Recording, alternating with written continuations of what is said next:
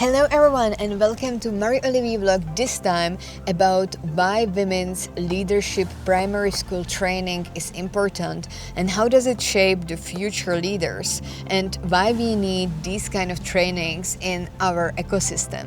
I'm Marie, the CEO and founder of YWLA Ltd, the leadership transformational company for entrepreneurs, founders, and leaders like you are who wants to create and upgrade the personal brand and also lead with authenticity.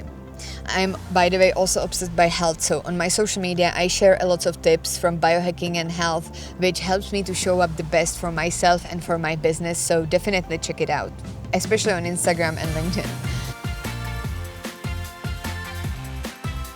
So let's take a look at this women's program, primary school, and how does it shape the future leadership.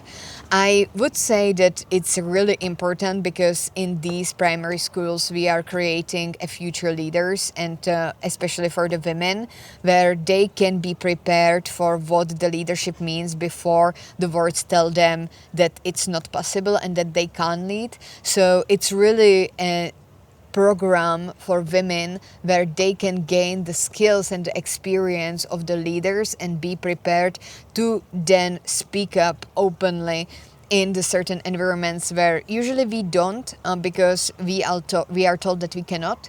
So I went through the leadership program, which was Academy of Diplomacy, and we had a lot about the leadership. It was actually both female and male, and it taught me a lot, even though I didn't think about it, but it taught me a lot about what does it mean to be a leader, what does it mean to be in diplomacy, how should I behave, even though you then already have your own mind and you know how you can crash the boundaries a bit.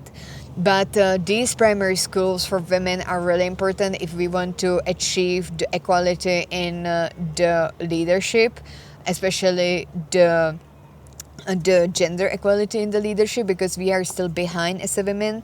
Currently, globally, we have 30% of the female leaders in the senior positions, which is great progress, but we are still falling behind. And 10% are female-founded startups, which is one thing, but another thing is the funding of these startups. So there is still a lot which can be improved, and these primary schools for women only are really a great step where we teach women to be prepared for the certain situations.